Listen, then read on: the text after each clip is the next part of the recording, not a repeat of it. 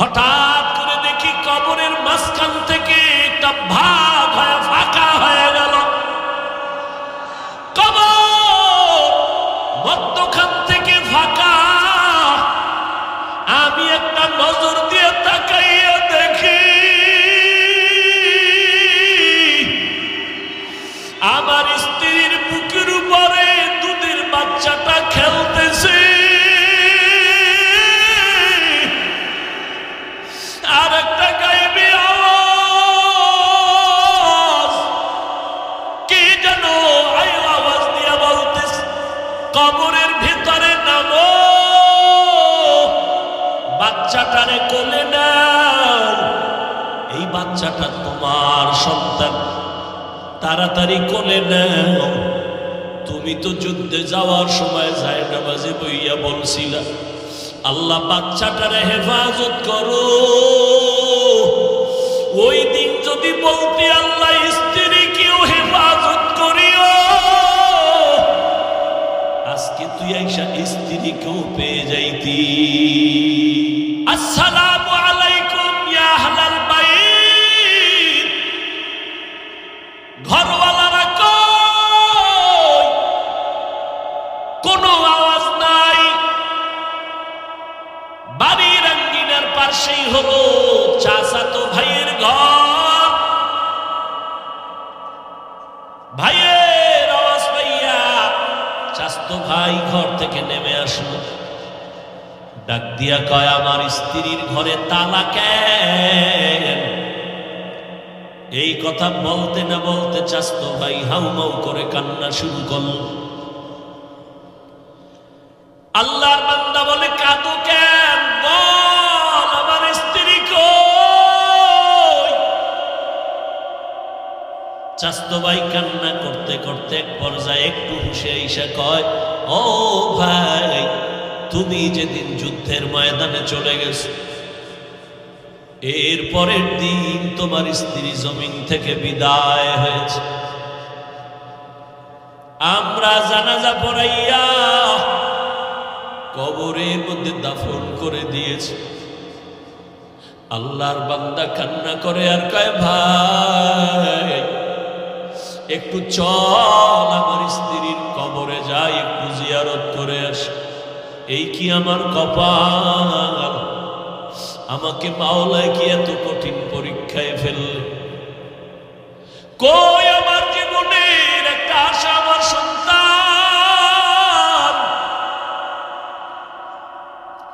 আজ আমি সন্তানও পেলাম না, স্ত্রীকেও পেলাম না। কে আমাকে সান্ত্বনা দিবে? আমি আমার স্ত্রী কথায় বইরা কিন্তু যুদ্ধের ময়দানে গেলাম, এত সান্ত্বনা দিছে, আমি স্ত্রীকে ভুলতে পারি না। চাচাতো ভাই সন্ধ্যাবেলা ভাইকে নিয়ে কবরের দিকে রওয়ানা। কবরের দিকে যখন বাড়ির পিছনে রওয়ানা, যত সামনে আগায় দেখে কবরের ওই অঞ্চলটা পুরা আলো আলো আলো আর আলো। আল্লাহর বান্দা যত আগায় দেখে আলো, যত দেখা আলো, যত আগায় শুধু আলো। কবরের কিনারায় গিয়া হাজির, দেখে কবরের চারপাশে শুধু আলো। আকাশের দিকে কেমন যেন একটা তার বাতির আলো এভাবে জ্বলতেছে। চোখের পানি ছেড়ে বেহুশ হয়ে গেল। উঠা আবার বসছে, ভাইরে কয়, এই আলোটা কবরের মাঝখান থেকে উপরের দিকে এভাবে উঠতেছে আর চারদিকে আলো হচ্ছে, কারণটা কি? ভেতরে রহস্য আছে। আমি এই রহস্য না দেখে কবর থেকে যাব না। কেমনে দেখবা? বলে, তুমি কবর খনন করার জন্য কিছু হাতিয়ার নিয়ে আসো, আমি কবর খনন করে দেখবো ভেতরের কি হালাত। চাচাতো ভাই কবর খনন করার হাতিয়ার আনার জন্য ঘরে রওয়ানা। হযরত ওমরের সামনে আল্লাহর বান্দা বিবরণ দেয় আর কান্নায় বিভোর।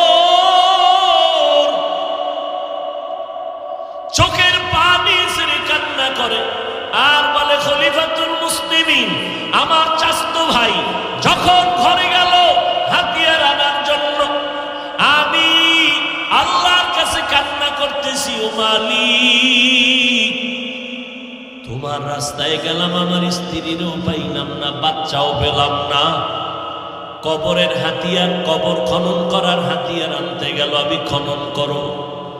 হঠাৎ করে দেখি কবরের মাঝখান থেকে একটা ভাগ হয়ে ফাঁকা হয়ে গেল, কবর মধ্যখান থেকে ফাঁকা। আমি একটা নজর দিয়ে তাকাইয়া দেখি আমার স্ত্রীর বুকের উপরে দুধের বাচ্চাটা খেলতেছে, আর একটা গায়েবী আওয়াজ কি যেন আওয়াজ দিয়ে বলতেছে, কবরের ভিতরে নামো, বাচ্চাটারে কোলে নাও, এই বাচ্চাটা তোমার সন্তান, তাড়াতাড়ি কোলে নাও। তুমি তো যুদ্ধে যাওয়ার সময় যায় নামাজে বইয়া বলছিলা আল্লাহ বাচ্চাটারে হেফাজত করো। ওই দিন যদি বলতে আল্লাহ স্ত্রীকেও হেফাজত করিও, আজকে তুই আইসা স্ত্রীকেও পেয়ে যাইতি।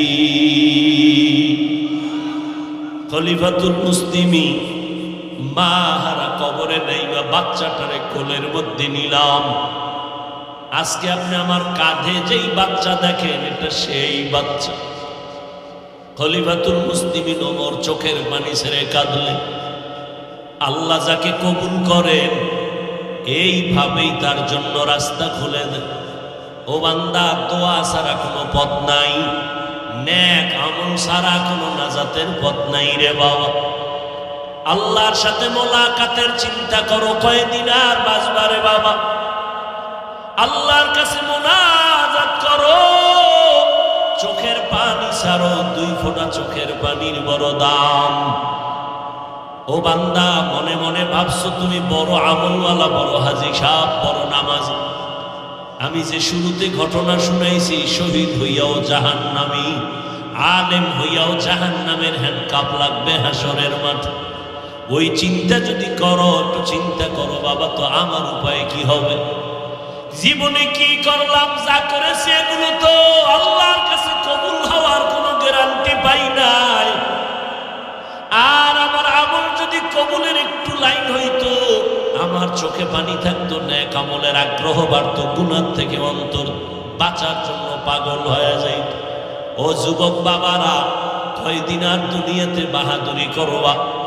এই দুনিয়াতে কত বড় বড় বাহাদুর আল্লাহ ধ্বংস করে দিলেন। ভালো সন্তান তৈরি হয়েছে মায়ের অবদানের কারণে হয়েছে, মায়ের আদর্শের কারণে। ডিসি সাহেবের ব্যবহার ভালো, এসপি সাহেবের আচরণ ভালো, ওসি সাহেবের আচরণ ভালো, একমাত্র ভালোর পেছনে অবদান হলো মায়ের অবদান। এরে পর্দার আড়ালের আম্মা জানেরা, ও ময়দানের বৃদ্ধ বাবাজি, ও যুবক, আজকে এখানে আপনারা এত আল্লাহর বান্দা আছেন, অনেকের মা দুনিয়ায় নাই, অনেকের বাবাও দুনিয়ায় নাই। যারা আজকে বিবাহের সিঁড়িতে পাও রেখে স্বামীর মঞ্চে আছেন, আপনার স্ত্রী নেককারিনী যদি হয় কপাল ধন্য। 5 বেলার নামাজ যদি পড়নেওয়ালা হয় কপালটা ধন্য। আপনি দুনিয়াতেই জান্নাতের বাগান পেয়ে গেলেন। আল্লাহর বান্দা কয় খলিফাতুল মুসলিমিন একটা স্ত্রী পেলাম বড় নেককারিনী। আমার স্ত্রীর গর্ভে বাচ্চা, অসুস্থ অবস্থা, যুদ্ধের ময়দানের ডাক আসলো। আমি ভাবতেছি কি করব, যাব নাকি থাকবো। আমার ভেতর একটা পেরেশানি কাজ করে। একদিকে স্ত্রী অসুস্থ, এই চিন্তা, অপর দিকে আমার মুসলমান ভাইরা মার খাবে, এটাও চিন্তা। আমার মুসলমান জাতি ভাইরা রক্ত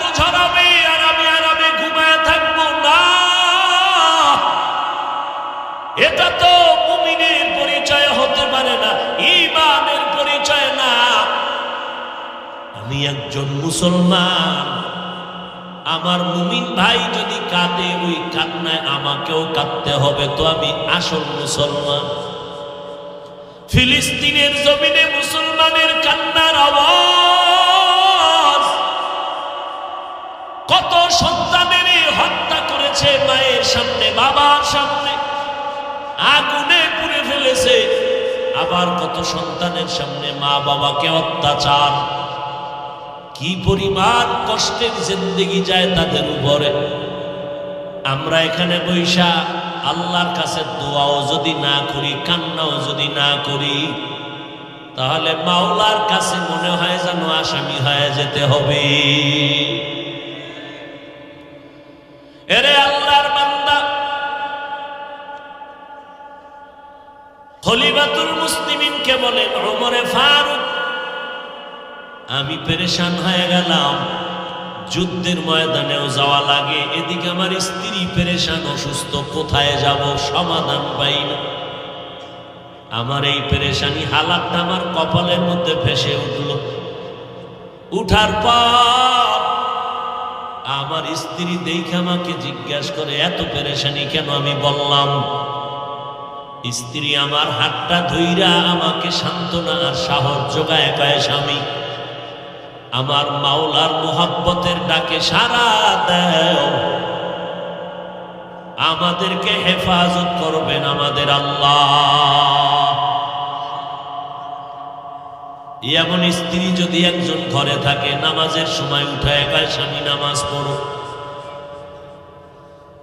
কপাল, এমন একজন স্ত্রী যদি পাওয়া যায়, স্বামী ওয়াজের প্যান্ডেলে গেছে, অনেক খুশি হয়ে গেছে, স্বামী দোকানে গেছে, স্ত্রী নামাজের মুসাল্লায় বয়া স্বামীর জন্য দোয়া করে, আল্লাহ স্বামীর ব্যবসায় বরকত দাও, চলার পথে হেফাজত করো, ওই ঘরে কোনোদিন অভাবের আসর লাগবে না। ভাইরা আমার, স্ত্রী স্বামীকে সান্ত্বনা দেয়, এটা কেমনে সম্ভব? একমাত্র যাদের অন্তরে আমার মালিকের মুহাব্বত থাকবে, তাদের দ্বারাই সম্ভব। মালিকের মুহাব্বত থাকবে কি? মালিকের চিনি না, চিনলে না মুহাব্বত বাড়ে। এত বয়ান, এত বয়ান, এত বয়ান। আমি আসার আগেও বললাম, বয়ান তো মজার, সব ভালো ভালো আলেমরা বয়ান করতেছেন, কিন্তু সব জিনিস আগের থেকে হয়ে আসছে, কিন্তু এই বয়ান যদি মানুষ গ্রহণ না করে, করার মতো একটা পরিবেশ তৈরি করা দরকার। রাতে ঘুমানো দরকার, ফজর পরে আবার একটু আমলে জোড়ায় দেওয়া দরকার। যেমন গত 2 দিন হয়েছে, এরকম যদি আজও হয়, একটু ঘুমাইলো, উঠে তাহাজ্জুদে আবার সবাই দাঁড়ায় গেল, এটা আরো সুন্দর। এখন বয়ান করতেছি, কেউ বয়ে বয়ে জিমাইতেছে, কেউ ঘুমাইতেছে, কেউ কয় আইডে একটু হাঁটাহাঁটি করে আসে। ওই মন মানসিকতা এক একজনে উঠতেছে, বসতেছে, কেউ গাড়ি গুছাইতেছে, মানে কোন সময় কার আগে দৌড় দিবে, এই এক ফিকির। সব জিনিসের একটা চাহিদা দরকার, বয়ান করারও শোনার। অনেকে খালি ময়দানে চোখ বন্ধ করেও চালাইতে পারে, চলছে আনলিমিটেড, কোনো টাইম টুইম নেই। কিন্তু এটা তো একটা মাওলার দেওয়া, তৈরি করা নিয়ামতের মেশিন, কত আর চিৎকার দেওয়া যায়। কালকে জোহরের নামাজ পড়তে হবে নেত্রকোনা, মাগরিব পর্ব গাজীপুর, এশান নামাজের পরে আবার হাজিরা দিতে হবে মোমেনশাহী শহরে আগামীকাল, আল্লাহ যদি কবুল করেন ইনশাআল্লাহ। আর এর মধ্যে চিল্লাইতেছি, আমাকে ওই অভ্যাস নাই, একটু জিকিরে লাগাই দেবো, সাল্লাল্লাহ লাগাই আমি একটু আমার রং চাটার অভ্যাস নাই। কারণ এতে বয়ানের রব থাকে না, খেয়াল থাকে না, খেয়াল ছুটে যায়। আরে ভাই, হেদায়াত তো আল্লাহ দিবেন, এটা তো বরকতের প্যান্ডেল, বরকতের ময়দান। আমি শুরুতেই বলেছি, একটা সাদা দাড়িওয়ালা বান্দা একটা ডাক যদি কবুল হয়ে যায় তো কামিয়াব। বয়ান করা তো এটা বক্তার কোনো ক্রেডিট না, বয়ান তো আসে শ্রোতাদের ক্রেডিটের উপরে। শ্রোতা ময়দানে যারা থাকেন তাদের দিলের তাওয়াজ্জুর উপরে বয়ান হয়। পটিয়ার মাদ্রাসার প্রতিষ্ঠাতা বাণী মুফতি আজিজুল হক রহমতুল্লাহ আলাইহি, যার ঘটনা আমি বলার কারণে আমার দেশের কিছু ইসলামের ব্যানার লাগানোওয়ালারা ট্রোল করেছিল। বলেছিলাম মুফতি আজিজুল হক পটিয়ার বাণী ফজরের নামাজ পড়ে 1 সেকেন্ডে চলে গেছেন, মুহূর্তে, চোখের পলকে আফ্রিকার জঙ্গল। এটা কেমনে সম্ভব? এটা বুঝার মতো মেধাও সম্ভব না, ওদের নাই। এই চিন্তাই তো নেই, মেধাই তো নেই। মাওলা যে কুদরত দিয়া পারেন, সেই মুফতি আজিজুল হক রহমতুল্লাহ আলাইহি এটা কত বড় বুজুর্গ। স্টেজে বসে আছেন সভাপতি, বক্তা সাহেব পাশে বয়ান করতেছেন। এমন বয়ান, ময়দানে এক কিয়ামতের হালাত। মুফতি আজিজুল হক রহমতুল্লাহ আলাইহি পটিয়া চট্টগ্রাম বক্তা সাহেবকে বলে, এই বক্তা সাহেব একটু বয়ান বন্ধ করেন। মাইকটা হাতে নিয়া শ্রোতাদেরকে বলতেছেন, ও মুসল্লি ভাইরা, আমি আজিজুল হক রুহানিয়াতের লাইনে যা পেয়েছিলাম খেলাফত হিসাবে আমি তাকে দিয়ে দিলাম। বুঝেন, কিছু বুঝেন? ওই চাই হুশ নেই, কোনো হুশ নেই, হাও নাই নাও।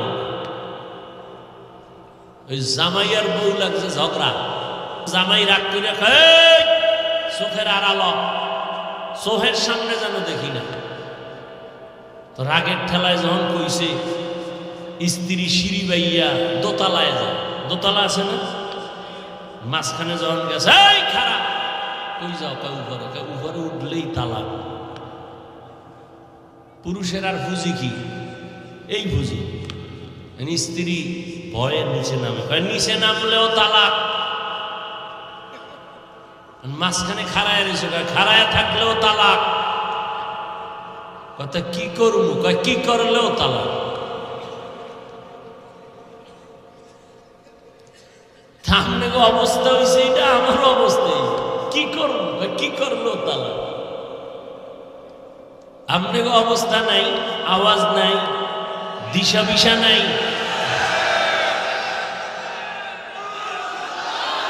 নারায়ে তাকবীর, नाराए तकबीर। जिंदगी में बंदगी तू कार नहीं, जिंदगी में बंदगी तू कार नहीं, जिंदगी में बंदगी शर्मिंदा है, जिंदगी में बंदगी शर्मिंदा है। दुनिया में हो दुनिया का तलबगार ना हो,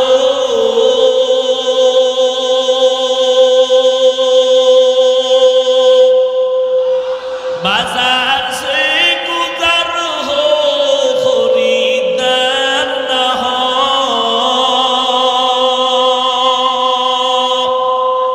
ये दुनिया एक मिसले कागज़ फूल है, ये दुनिया एक मिसले कागज़ फूल है, जिंदगी में बंदगी तू करना है,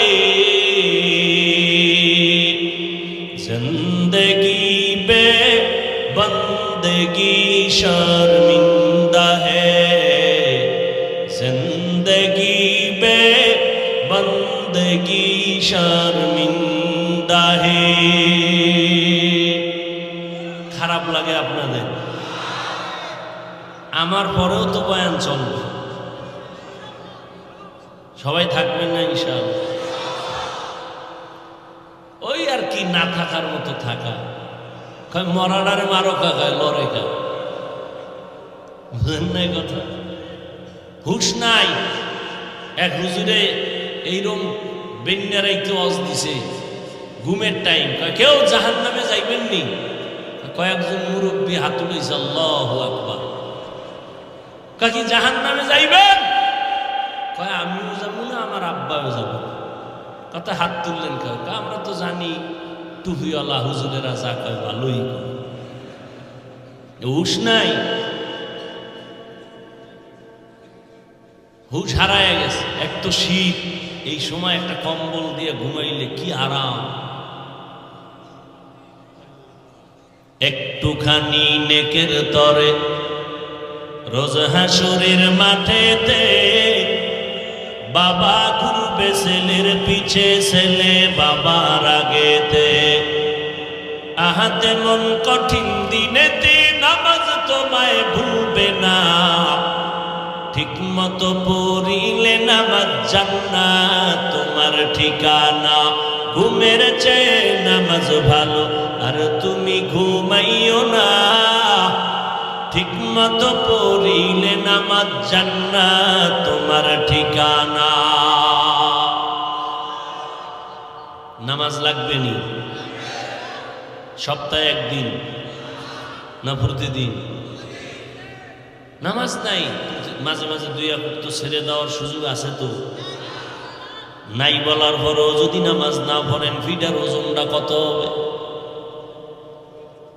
পড়ে না তো পড়েই না, আবার আলহামদুলিল্লাহ হুজুর নামাজ না পড়লো ইমান তাজা।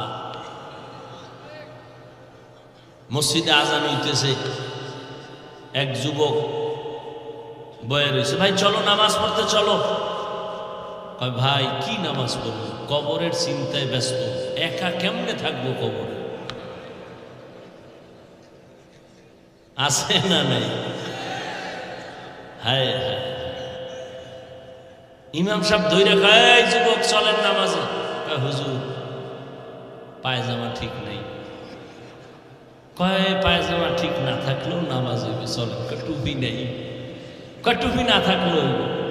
কয় না হুজুর শরীরটাও ভালো না। কয় শরীর ভালো না হইলেও নামাজ হবে? কয় আসলে মনটাই ভালো। এই হলো মুসলমানের হাল, বুঝেন নাই? ওই দুই ভাইয়ের ছোট ভাই আলেম হয়ে গেছে,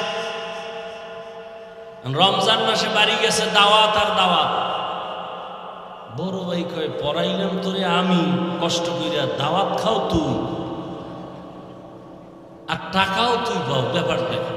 ছোট ভাই কয় ভাইজান কোনো টেনশন নেই, বরকতের মাস, আপনি একটা কাম করেন, এই আমার মতো একটা জামা লাগাই দেন, বড় একটা জামা পরেন, দাওয়াত পেয়ে যাবেন। আর নামাজ শুরু করে দেন, মোটামুটি লাগাতার 40 দিন যদি ভরতে পারেন, ইনশাআল্লাহ বিশাল এক পুরস্কার হাদিয়া না পাইলে আমি দেব। খুশি হয়েছে না? জামা একটা বইরে এখন আগে আগে মসজিদ নামাজ পড়তেছে, দাওয়াত ভাইয়ের লগে খাইতেছে, কিন্তু হাদিয়া যা পায় ভাই পায়, নিজে পায় না। তো 40 দিন এরকম কষ্ট করে ভুইরা বড় ছোট ভাইরে খাই হাদিয়াটা দে।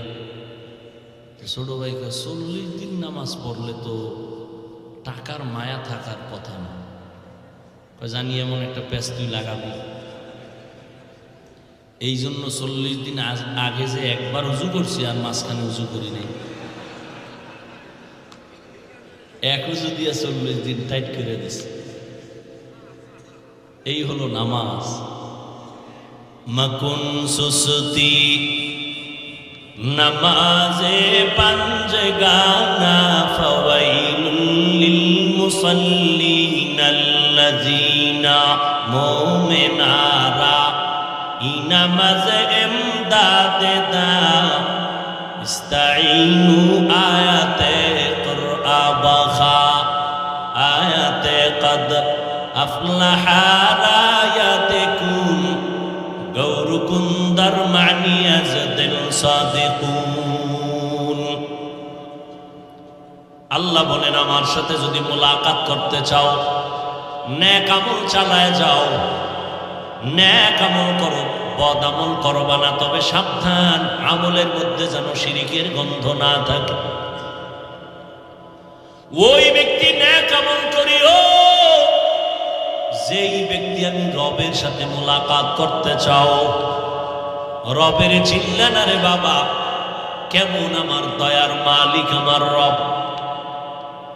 এত সুন্দর কণ্ঠ কে দান করেছেন, খুঁজে খুঁজে বের করো, তিনি আমার আল্লাহ। আল্লাহকে খোঁজার জন্য লন্ডন আমেরিকা যাওয়া লাগবে না, বান্দা নিজের মধ্যে তালাশ করো, রবের খোঁজ পেয়ে যাইবা। ওয়াফি আনফুসিকুম আফালা তুবসিরুন।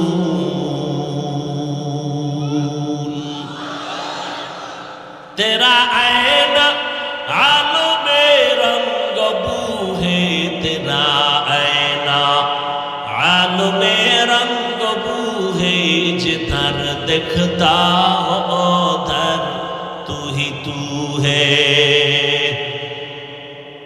আল্লাহর বান্দা ওমরে ফারুকের সামনে দাঁড়াইয়া ঘটনার বিবরণ দিতেছেন, মনে আসেনি? ঘটনার বিবরণ দিতেছেন। আমার স্ত্রী সান্ত্বনা দেয় আর বললেন তুমি যাও, যুদ্ধের ময়দানে চলে যাও। খলিফাতুল মুসলিমিন আমার স্ত্রীর থেকে সাহস যখন আমি পেলাম, আমি রেডি হইয়া এইবার আমি রওনা হব যুদ্ধের ময়দানে। স্ত্রী আমাকে সাহস দিয়েছে। এরে আম্মা জানেরা, সন্তানকেও সাহস দেন, স্বামীকেও সাহস দিবেন নেক আমলের বেলায়। আল্লাহ শান্তির রাস্তা খুলে দিবেন। যেখানে আল্লাহর বান্দিরা গুনায় লিপ্ত হয় ওই সংসারে শান্তি নাই। আল্লাহর বান্দি আমাকে সাহস দিল আমি যুদ্ধে যাব। কেমন স্ত্রী, যাওয়ার বেলায় কয় ও স্বামী আমার, আপনি মাওলার কাছে 2 রাকাত নামাজ পড়ে একটু দোয়া করে যান। আমার স্ত্রী আমাকে স্মরণ করায় দেওয়ার কারণে আমি 2 রাকাত নামাজে দাঁড়ায় গেলাম। নামাজে দাঁড়াইয়া 2 রাকাত নামাজ আদায় করে মালিকের দরবারে দোয়া করলাম, ও আল্লাহ, আমি তোমার যুদ্ধের ময়দানে যাই দিনের জন্য। তুমি কুদরতের দ্বারা আমার স্ত্রীর গর্ভে একটা বাচ্চা তুমি কুদরতের হাতে হেফাজতের ব্যবস্থা করে দিও। খেয়াল করেননি? কুদরতের হাতে আমার বাচ্চাকে হেফাজতের ব্যবস্থা করে দিও। আমার স্ত্রীর গর্ভের বাচ্চাকে হেফাজত করিও। এই দোয়া কইরা কান্নাকাটি করে স্ত্রীর থেকে বিদায় হয়ে চলে গেলেন যুদ্ধের ময়দানে। দীর্ঘদিন যুদ্ধ পরিচালনা করে গাজীর মর্যাদা নিয়ে বাড়িতে রওয়ানা। আল্লাহর বান্দা খুশি মনে বাড়িতে রওয়ানা। বাড়ির কিনারায় যখন আসলেন, বাড়ির আঙ্গিনায় ঢুকার পরে কেমন যেন শরীরের মধ্যে একটা ঝিম, হঠাৎ করে একটা কেমন যেন হালাত, মনে হয় যেন পুরো বাড়িটা নীরব হয়ে গেল। এক কদম সামনে দেয়, ভয় ভয় শরীর কাঁপতেছে। যাইতে যাইতে ঘরের দরজার সামনে দাঁড়ায় দেখে ঘরের দরজা বাহির থেকে তালা লাগানো। আসসালামু আলাইকুম ইয়া আহলাল বাইত। ঘরওয়ালারা কই? কোনো আওয়াজ নাই। বাড়ির আঙ্গিনার পাশে ঘর। ভাইয়ের আওয়াজ পাইয়া চাচতো ভাই ঘর থেকে নেমে আসলো, ডাক দিয়া কয়, আমার স্ত্রীর ঘরে তালা কেন? এই কথা বলতে না বলতে চাচতো ভাই হাউমাউ করে কান্না শুরু করল। আল্লাহর বান্দা বলে, কাঁদো কেন? বল আমার স্ত্রী কই? চাচতো ভাই কান্না করতে করতে এক পর্যায়ে একটু হুঁশে এসে কয়, ও ভাই, তুমি যেদিন যুদ্ধের ময়দানে চলে গেছো, এর পরের দিন তোমার স্ত্রী জমিন থেকে বিদায় হয়েছে। আমরা জানাজা পড়াইয়া কবরের মধ্যে দাফন করে দিয়েছি। আল্লাহর বান্দা কান্না করে আর কয়, ভাই একটু চল আমার স্ত্রীর কবরে যাই, একটু জিয়ারত করে আসি।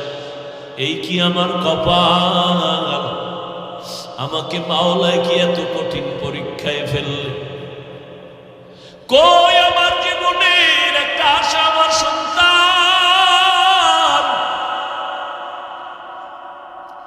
আজ আমি সন্তানও পেলাম না, স্ত্রীকেও পেলাম না, কে আমাকে সান্ত্বনা দিবে? আমি আমার স্ত্রী কথায় বইরা কিন্তু যুদ্ধের ময়দানে গেলাম, এত সান্ত্বনা দিছে, আমি স্ত্রীকে ভুলতে পারি না। চাচতো ভাই সন্ধ্যাবেলা ভাইকে নিয়ে কবরের দিকে রওয়ানা। কবরের দিকে যখন বাড়ির পিছনে রওয়ানা, যত সামনে আগায় দেখে কবরের ওই অঞ্চলটা পুরা আলো আলো আলো আর আলো। আল্লাহর বান্দা যত আগায় দেখে আলো, যত দেখা আলো, যত আগায় শুধু আলো। কবরের কিনারায় গিয়া হাজির, দেখে কবরের চারপাশে শুধু আলো। আকাশের দিকে কেমন যেন একটা তার বাতির আলো এভাবে জ্বলতেছে। চোখের পানি ছেড়ে বেহুশ হয়ে গেল। উঠা আবার বসছে, ভাইরে কয়, এই আলোটা কবরের মাঝখান থেকে উপরের দিকে এভাবে উঠতেছে আর চারদিকে আলো হচ্ছে, কারণটা কি? ভেতরে রহস্য আছে, আমি এই রহস্য না দেখে কবর থেকে যাব না। কেমনে দেখবা? বলে, তুমি কবর খনন করার জন্য কিছু হাতিয়ার নিয়ে আসো, আমি কবর খনন করে দেখবো ভেতরের কি হালাত। চাচতো ভাই কবর খনন করার হাতিয়ার আনার জন্য ঘরে রওয়ানা। হযরত ওমরের সামনে আল্লাহর বান্দা বিবরণ দেয় আর কান্নায় বিভোর, চোখের পানি ছেড়ে কান্না করে আর বলে, খলিফাতুল মুসলিমিন, আমার চাচতো ভাই যখন ঘরে গেল হাতিয়ার আনার জন্য, আমি আল্লাহর কাছে কান্না করতেছি, ও মালিক, তোমার রাস্তায় গেলাম, আমার স্ত্রীরও পাইলাম না, বাচ্চাও পেলাম না। কবরের হাতিয়ার, কবর খনন করার হাতিয়ার আনতে গেল, আমি খনন করো। হঠাৎ করে দেখি কবরের মাঝখান থেকে একটা ভাগ হয়ে ফাঁকা হয়ে গেল। কবর মধ্যখান থেকে ফাঁকা। আমি একটা নজর দিয়ে তাকাইয়া দেখি আমার স্ত্রীর বুকের উপরে দুধের বাচ্চাটা খেলতেছে। আর একটা গায়েবী আওয়াজ, কি যেন আওয়াজ দিয়া বলতেছে, কবরের ভিতরে নামো, বাচ্চাটারে কোলে নাও, এই বাচ্চাটা তোমার সন্তান, তাড়াতাড়ি কোলে নাও। তুমি তো যুদ্ধে যাওয়ার সময় জায়নামাজে বইয়া বলছিলা, আল্লাহ বাচ্চাটারে হেফাজত করো।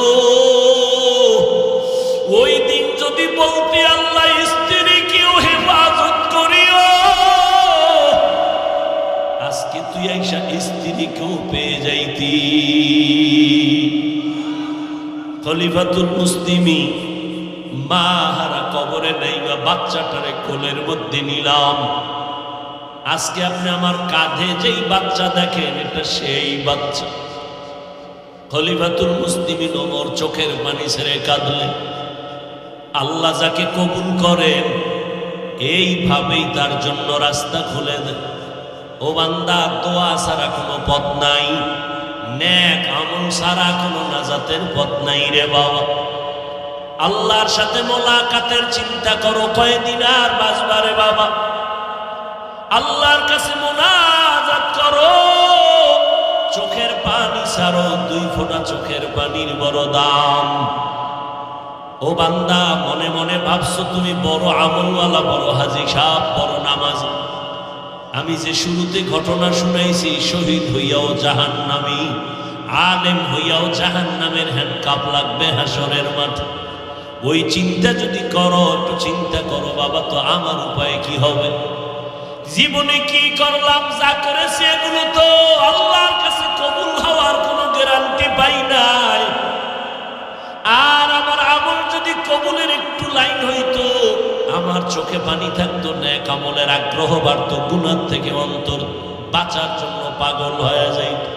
ও যুবক বাবারা, কয়দিন আর দুনিয়াতে বাহাদুরি করবা? এই দুনিয়াতে কত বড় বড় বাহাদুর আল্লাহ ধ্বংস করে দিলেন।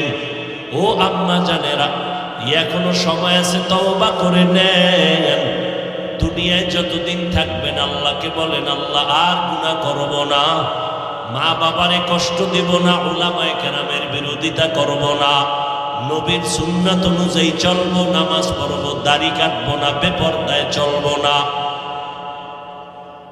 নবীর সুন্নাত মেনে চলবো। আল্লাহর কাছে পেছনের গুনার জন্য ক্ষমা চাইয়েন, কারণ ওই গুনাহগারের জন্য যেই জাহান্নামের আযাবের বয়ান। দুনিয়াতে ঘুমাইতে গেলে বাসায় মশারি ছাড়া ঘুমাইতে পারি না, মশার কামড়। দুনিয়াতে ফ্যান ছাড়া ঘুমান যায় না, গরম সহ্য করতে পারি না। গুনাহগার হইয়া কবরে গেলে কোথায় পাইবা মশারি? ওই কবরে জাহান্নামের আগুনের গরম কেমনে সহ্য করবা? আল্লাহর আযাব বড় ভয়ঙ্কর।